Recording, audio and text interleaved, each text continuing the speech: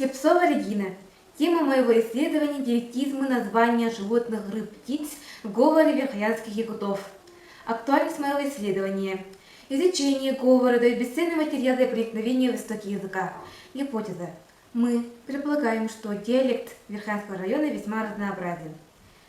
Цели работы. Выявление диалектизмов названия животных, рыб, птиц, определение их отличий от литературной нормы.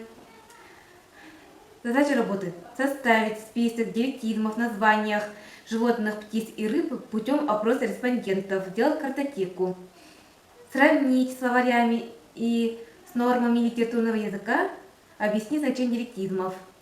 Объект исследования – диалекты. Предмет исследования – диалектизмы названия животных, рыб, птиц и растений Верхоянского района. Метод исследования – опрос, наблюдение за речью жителей, работа с различными словарями, сбор и анализ используемых диалектных слов. Практическое значение – создание буклета диалектных слов Верхоянского района. Всего в 30 названиях животных, птиц и рыб нашла 67 диалектов. Определяя их отличия от литературной нормы, пришла к выводу.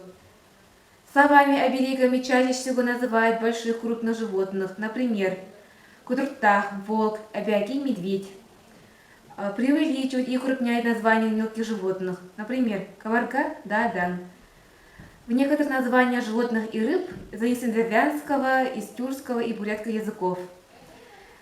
Например, из бурятского джорахой, сурхой, маленькая щука, из тюркского табушхан, заяц. В диалекте названия животных и птиц преобладает название по месту обитания, по какой-либо отличительной черте, по манере говорить и другое. Например, ламхарут – разновидность сколько с большим лбом. Чис, чарлас – мышь. Название с неизвестным происхождением. Например, холлюн – щука среднего размера. Сравнили в научных трудах Петра Афанасьева, Михаила Воронкина диалектологические словари якутского языка. Петра Афанасьева, говор верхоянских якутов и Эдуарда Калача-Пекарского, словарь якутского языка. Стало известно, что имеются слова, не вошедшие в эти научные работы. Новые слова, которые не вошли в словари.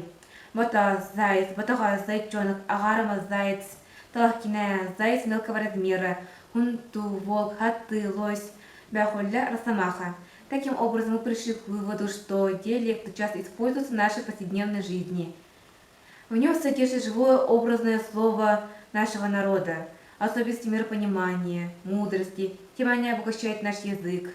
Поэтому следует тщательно исследовать диалектизмы во всех его проявлениях.